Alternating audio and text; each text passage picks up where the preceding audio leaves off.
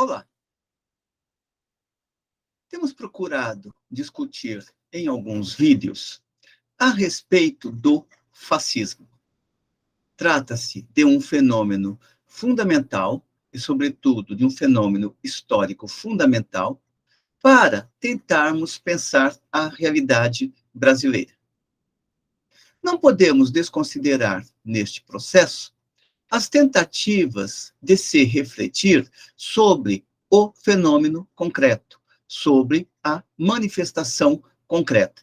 Seja no momento em que esta manifestação está se desenhando, ou então seja pós-festum, ou seja, fazendo a análise desta manifestação quando ela já atingiu um determinado momento de maturidade, tornando possível analisá-la com maior profundidade. Hoje, vamos pegar a discussão que procurou ser estabelecida em 2018 pelo professor Luiz Filgueiras, da Universidade Federal da Bahia. Um texto importante, publicado pelo Le Monde Diplomatique Brasil, importante na medida em que está procurando investigar o que significa o fenômeno Bolsonaro e como o fenômeno Bolsonaro traz à tona vários elementos constitutivos do fascismo e mesmo uma tentativa de se formatar um fascismo brasileiro ou um fascismo à moda brasileira. Para fazer esta análise, Filgueiras parte dos elementos mais gerais, ou seja, o fascismo como expressão de um quadro específico do desenvolvimento do capitalismo monopolista nos anos 1930, ou mais precisamente, nas primeiras décadas do século XX. Observa ele.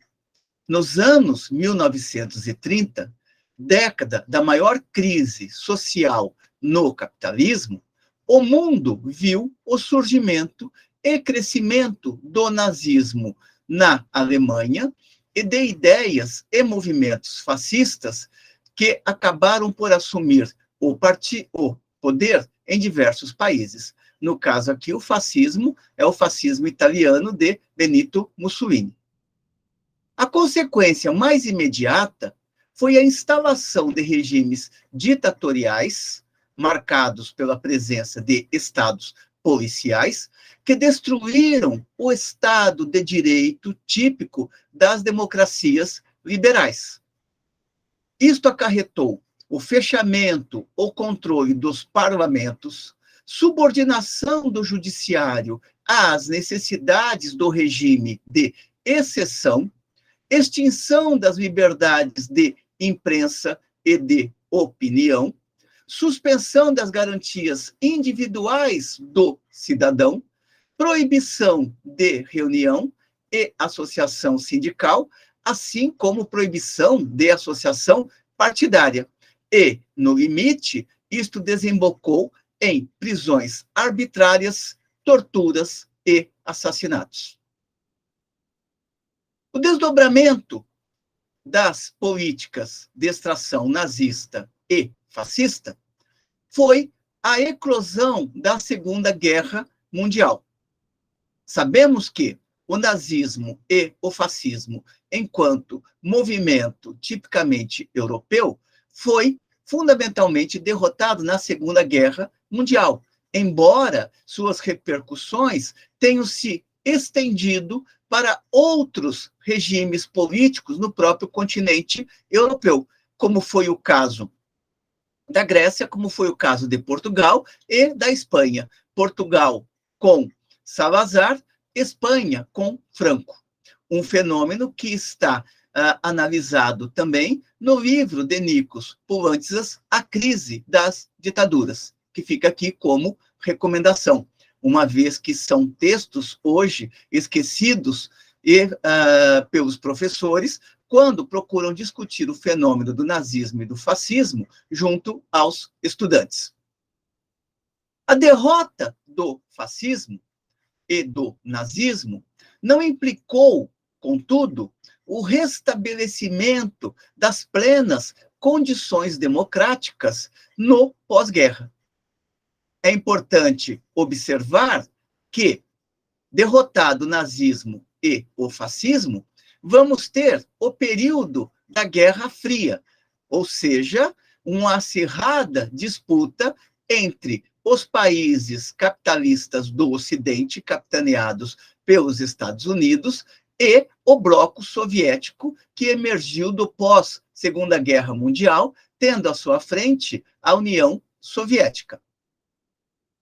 A partir daí, estava-se um período, a partir da derrota do nazismo e do fascismo, e, posteriormente, com o fim da Guerra Fria, observa o autor que estabeleceu-se um período de hegemonia absoluta do imperialismo dos Estados Unidos, apoiado no ideário neoliberal e acompanhado pelos processos de reestruturação produtiva e financiarização do capitalismo em escala mundial.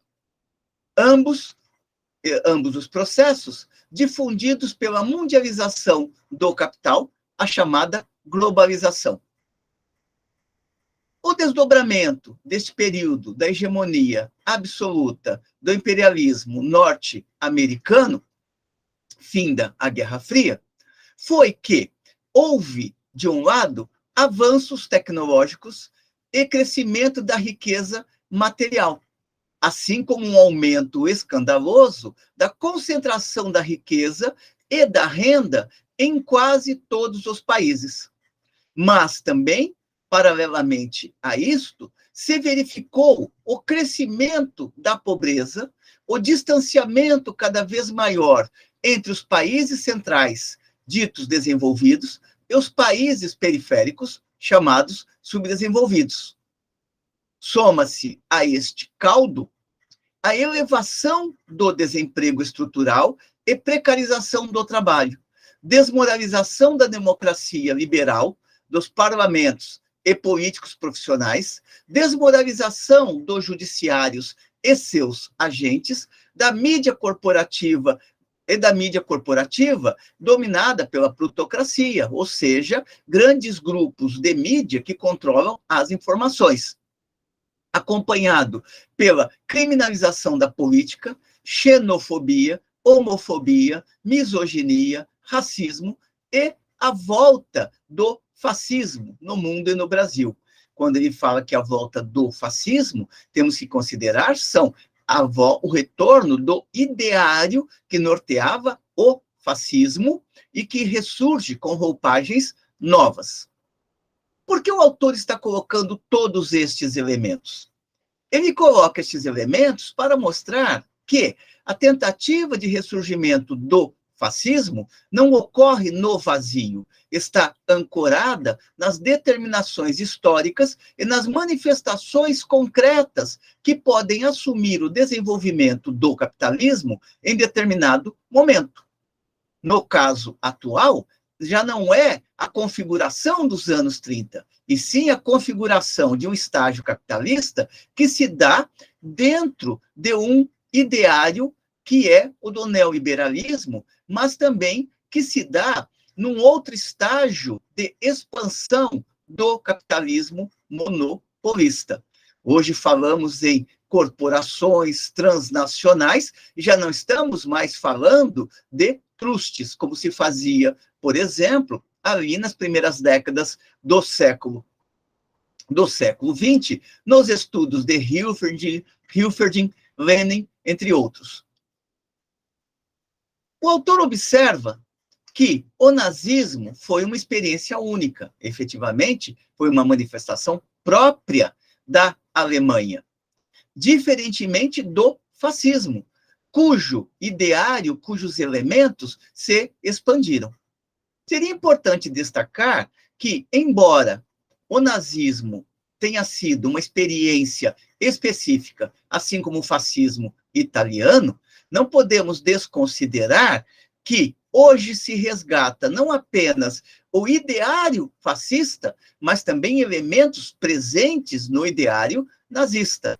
Portanto, as manifestações ultraconservadoras de hoje, em nosso entender, bebem em ambas as fontes. Mas continuemos com a reflexão do autor. O nazismo foi uma experiência única, diferentemente do fascismo, que existiu e pode existir e se reproduzir de várias maneiras e formas em distintos lugares e épocas. Ao falarmos de fascismos, no plural, estamos afirmando, diz o autor, que existe um núcleo duro comum a todos eles que os igualam. Então, quais seriam as características ou atributos que definem qualquer tipo de fascismo? É necessário resgatar estes elementos para entendermos também a diversidade através das quais estas tentativas de reedição das experiências fascistas podem se reproduzir. Experiências que têm as suas determinações concretas nas realidades específicas de cada país. Cita aqui o autor, por exemplo, a experiência norte-americana com Trump, a experiência francesa com o Front National, da Marine Le Pen, a experiência da Liga Lombarda na Itália e, no caso brasileiro, a experiência de Jair Bolsonaro. Todas estas experiências tendo em comum, no entanto, o fato de que ameaçam a convivência civilizada nas sociedades contemporâneas. E aqui uma outra observação. Embora se fale muito do caráter anticivilizatório do fascismo, é necessário que compreendamos que as experiências democrático-burguesas possuem também um caráter anticivilizatório, uma vez que elas só podem se ancorar dentro de relações de exploração de classes. O autor não envereda por esta discussão, mas é necessário atentar que as experiências burguesas contemporâneas são também fortemente anticivilizatórias. Basta ver que elas produzem um quadro imenso de indivíduos vivendo abaixo da linha da pobreza. Porém, continuemos aqui com as reflexões do autor. O fascismo tende a vir à tona em conjunturas econômicas difíceis de crise. E quais são essas conjunturas econômicas difíceis? São o desemprego, a precarização do trabalho, a queda da renda e aumento da pobreza, que acabam penalizando a maioria da sociedade, especialmente os grupos e camadas que caem na escala social. Lembremos que estes grupos e camadas estão inseridos dentro de determinadas classes. É necessário sempre resgatar o caráter de classe que perpassa estas manifestações, sejam aquelas que defendem a democracia burguesa, sejam aquelas que defendem as experiências autoritárias no campo da acumulação do capital. Uma vez que, lembrando Marx, falar em sociedade é apenas uma grande abstração. Mas, continuemos com as ricas observações do autor. O fascismo tende a vir à tona em conjunturas econômicas difíceis de crise, desemprego, precarização do trabalho, queda da renda e aumento da pobreza, que penaliza a maioria da sociedade, especialmente os grupos e camadas que caem na escala social, que descem econômica e socialmente, que mudam para pior o seu status social, as suas condições materiais de existência. É, principalmente, nesta parte da população, atingida pela crise de modo particular, e também entre aqueles que potencialmente podem vir a cair, que o fascismo pode proliferar e recrutar seus apoiadores. Lembrando aqui que quando falamos de status social, não se refere apenas a um declínio nas condições de existência material, tem a ver também com prestígio, com vários outros elementos, como desenvolveu a sociologia funcionalista nos anos 50 e 60. Esta hecatombe social que atinge o modo de vida destes indivíduos, prossegue o autor, é sentida como uma derrota pessoal e uma enorme injustiça, o que de fato é sentimento que pode, não necessariamente, ser transformado em rancor, ressentimento e ódio contra o status quo, o sistema vigente. O fascismo apelará a esse grupo de perdedores frustrados com um conjunto de ideias e sentimentos difusos e confusos, como explicação para a situação desfavorável em que se encontram, ignorando e obscurecendo as razões e contradições mais profundas do desenvolvimento capitalista que levaram à crise. Aqui é importante destacar que, embora os elementos psicológicos contribuam para o desenvolvimento do fascismo, não é através de elementos psicológicos que poderemos explicar a emergência do fascismo. Existem reflexões interessantes a respeito destes elementos no texto de Mandel sobre o fascismo, no qual ele faz, inclusive, a crítica a certas análises psicologizantes para explicar o surgimento do nazismo na Alemanha e do fascismo na Itália. Feito isto, o autor procura apontar alguns traços gerais do fascismo. O fascismo traz um apelo fortemente emocional contra o outro. Imigrantes, minorias étnicas como ciganos, judeus, comunistas, homossexuais, negros, nordestinos, no caso do Brasil, mulheres independentes e ou feministas, misoginia, vagabundos e marginais de todo tipo, moradores de rua, sem teto, sem terra, etc. Tudo misturado, o outro é visto como o responsável, portanto, o culpado, direto ou indireto, pela situação desfavorável vivida pelo indivíduo, o perigo a ser combatido, devendo ser negado liminarmente e, se possível, ser eliminado simbólica e ou fisicamente. Um segundo traço que ele resgata do fascismo se trata exatamente, em segundo lugar, diz ele, exatamente pelo fato do outro ser tão heterogêneo, os argumentos políticos contra ele, que procuram desqualificá-lo e criminalizá-lo, são sempre toscos, confusos e contraditórios, primários, quase infantis. Por isso, a racionalidade e a coerência não são o forte do fascismo e das tentativas de seu resgate nos tempos presentes. O que o leva a mobilizar seus potenciais adeptos, o fascismo é fortemente mobilizador, apelando para o senso comum e sentimentos, emoções irracionais, que não são passíveis de serem entendidos nem explicados minimamente de forma lógica. Essa característica, diz o autor, se expressa de forma inequívoca no líder fascista, que encarna toda a irracionalidade desta ideologia regressiva. E por que ele está dizendo aqui ideologia regressiva e irracionalidade? Porque a dimensão básica do fascismo é o anti-humanismo. Basta ver que, dentre os autores clássicos que foram fortemente combatidos pelo nazismo na Alemanha, esteve Hegel. Toda a luta contra Hegel era uma luta também contra a ideia de racionalidade, como já pudemos destacar em outros vídeos, como, por exemplo, aquele que analisa a leitura de Marcuse sobre o nazismo num texto chamado O Nazismo versus Hegel, o nacional-socialismo versus Hegel.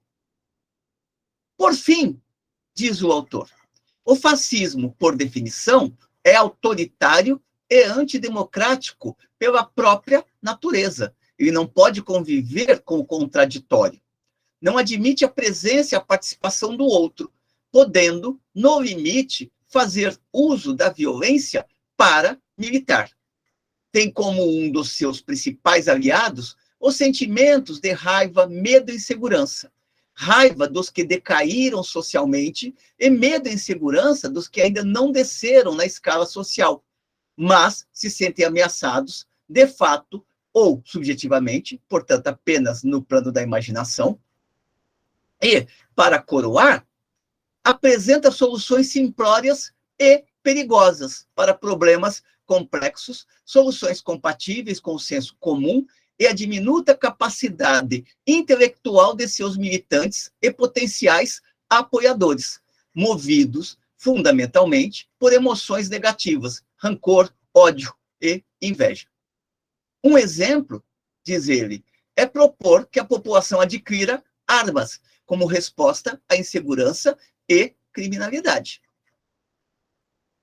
No caso brasileiro, diz o autor, na atual conjuntura, e aqui a conjuntura que ele está analisando é aquela que antecedeu a vitória de Jair Bolsonaro nas eleições presidenciais, o que torna ainda mais rica a análise que o autor está se propondo a fazer, porque não se trata de uma análise pós-festum, e sim de uma análise que está procurando resgatar elementos constitutivos em uma determinada conjuntura e buscar analisá-los no seu movimento. No Brasil, na atual conjuntura, o fascismo, além de apresentar as características listadas acima, se constitui também de uma mistura bizarra de moralismo, no âmbito do comportamento, dos costumes e da cultura. Fundamentalismo mágico-religioso reacionário, difundido principalmente, mas não apenas, por variadas denominações evangélicas, ideologia da meritocracia e do empreendedorismo, avessa às políticas sociais, aos impostos e a tudo que é público, negação dos direitos humanos e apelo à violência e às formas mais extremadas de repressão policial, justificadas pela necessidade de segurança e exaltação do individualismo, da competição e do mercado como valores maiores da vida social. É o fascismo brasileiro da era neoliberal. E aqui temos nosso ponto de discordância, de tratar o bolsonarismo como fascismo brasileiro. Entendo que seria entendo que seria necessário analisar melhor os traços do bolsonarismo e distingui-los do que efetivamente era o fascismo na sua modalidade clássica. É lógico que o bolsonarismo traz traços do fascismo, mas daí a já definirmos como um fascismo brasileiro, me parece que ainda é bastante prematuro.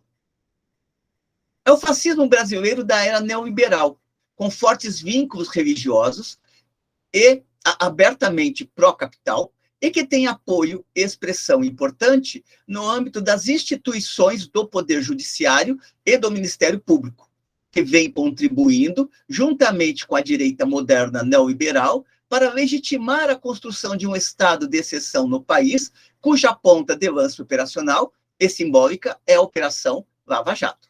Lembremos que ele está escrevendo este texto no calor das horas, né? No calor da hora, e, portanto, ele está analisando uma determinada conjuntura que havia ali em 2018 e que acabou se revelando verdadeira. Essa estranha mistura ideológica amplia, para além dos perdedores, os segmentos sociais potencialmente sensíveis ao fascismo. Em especial, atinge parte daqueles que conseguiram ascender socialmente, tiveram sucesso na era Lula, regredindo ou não posteriormente, mas que acreditam que isso ocorreu exclusivamente pelo esforço individual e mérito próprio, sem qualquer vínculo com políticas públicas e cuja sociabilidade se dá fundamentalmente através da religião, e não, ou muito secundariamente, através do trabalho. Observa ainda o autor que neste segmento de classe média baixa, este é um traço fundamental a ser resgatado, uma vez que o fascismo clássico, ele teve uma grande base de apoio na pequena burguesia. Neste segmento da classe média baixa, o sucesso econômico social, sempre individual, é justificado pelo merecimento, a teologia da prosperidade, um prêmio, uma bênção de Deus àqueles que trabalham disciplinadamente e que seguem os seus ensinamentos, os da igreja. Aqui vale duas observações. Quando falamos de classe média baixa, estamos distantes do que era aquela pequena burguesia no tempo do nazismo e do fascismo. Naquele momento, tínhamos os pequenos proprietários, tínhamos os pequenos artesãos, entre outros elementos que compunham aquela baixa classe média, ou aquela classe média de apoio ao fascismo. É importante observar também que, na época do fascismo clássico, não temos a presença dos evangélicos, que é uma manifestação muito forte no caso do bolsonarismo. A experiência individual é extrapolada indevidamente para o conjunto da sociedade através da ideologia da meritocracia, associada também a uma espécie de teologia mercantil, uma troca interessada entre o Deus e o fiel. É dando que se recebe. Mais uma vez, ele volta à ideia de que estamos diante do fascismo brasileiro. Adicionalmente, o fascismo brasileiro, que o autor coloca entre aspas aqui, na atual conjuntura político-econômico, também tem forte apelo entre segmentos importantes da massa pobre e marginalizada, totalmente precarizada e sem qualquer tipo de organização política, trabalhista, partidária e etc. Basta ver, por exemplo, do que se compunham aqueles do grupo, qual era a constituição daquele grupo que invadiu a Praça dos Três Poderes, quebrando tudo. Temos aqui elementos de várias camadas da classe trabalhadora, sobretudo precarizados. Bolsonaro sensibiliza parte da população jovem, desinformada e despolitizada, mas que tem presença nas redes sociais, e que enxerga nele um comportamento supostamente transgressor, distinto dos demais políticos profissionais, em geral desmoralizados. A maioria das pessoas que faz parte desses grupos, prossegue o autor, potencialmente sensíveis na atual conjuntura, por diferentes razões à mensagem fascista, não são político-ideologicamente fascistas. Ou seja, nem todo mundo que está na base de apoio a Bolsonaro necessariamente tem o fascismo como horizonte. Na verdade, elas expressam uma decepção enorme com a sua condição de trabalho e de vida, associada à total descrença com a política institucional, os partidos e, no limite, a própria democracia. Os sentimentos de insegurança em todos os níveis e impotência conspiram contra a possibilidade de conceber planos e imaginar o futuro de suas trajetórias de vida. Uma ausência completa de perspectiva, restando apenas o aqui e o agora. Em suma, diz o autor, o fascismo, mais do que um credo político, é uma visão prática, social do mundo, reacionária, anti-iluminista, portanto, anti-razão. É um modo de sociabilidade que procura influenciar e dirigir a vida cotidiana das pessoas, separando-as em grupos dotados, segundo este diário, de especificidades irredutíveis, como se fossem os eleitos. Na atual conjuntura brasileira, ele vem acompanhado pelo racismo biológico e ou cultural, discriminando principalmente negros e nordestinos, machismo, misoginia e homofobia. Em qualquer lugar, conclui o autor, o fascismo situa-se na extrema-direita do espectro político-ideológico e se caracteriza pela defesa da propriedade privada de forma absoluta e do capitalismo, sendo visceralmente anticomunista ou mesmo antissocial-democrata. Por isso, pode ser utilizado e apoiado pelo grande capital, hoje a grande burguesia financeirizada, quando este se sente fortemente ameaçado em seus interesses de classe. São essas as considerações que Luiz Filgueiras faz a respeito do fascismo e de manifestações do espírito fascista na sociedade brasileira recente.